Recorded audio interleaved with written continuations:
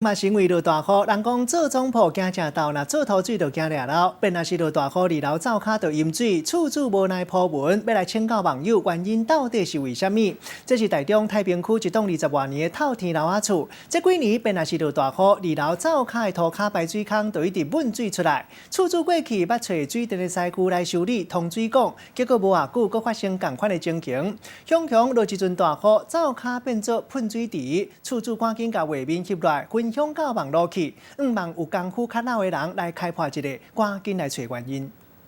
有无出来有啊？二楼灶骹排水孔一直渗水出来，涂骹积水安怎切都切袂完，互厝主是又搁忝又搁无奈。像你安尼卡安尼，你总共已经开几桶去啊？哦，较早20桶啊，头20桶走袂去啦。这已经毋是头一摆，台中市太平区这间4层楼的透天厝已经起20多年啊。只要外口落大雨，灶骹的排水孔就会敢若变做涌泉，互厝主是真困扰。如果你若证明讲是外来的因素来，照你讲水是会垃圾，但是伊是拢清水，雾遮大降出来，这是就是讲足奇怪。厝主怀疑是灶骹的排水管线塌掉，毋然有家己来通，嘛捌找过水电师傅，但过一阵仔，这种情形就搁再一摆来上演。这摆赶紧将这个情形翕落来，铺起你面册，希望网友会当斗3工来想办法。早期的房子，它没有把管线做分流，那个雨水管跟家里面那个厨房排水是共用，下大雨那就排不出去。敢若就是早期的厝排水管线无做分流，灶骹的管线年久月深，互油垢来塌掉，才会一个落雨，水量伤过大，就会对排水孔来摄转来。底阳台再做一个明管地块独立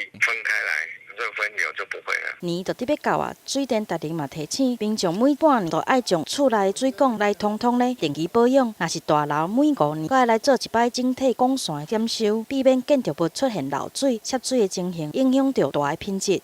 记者综合报道。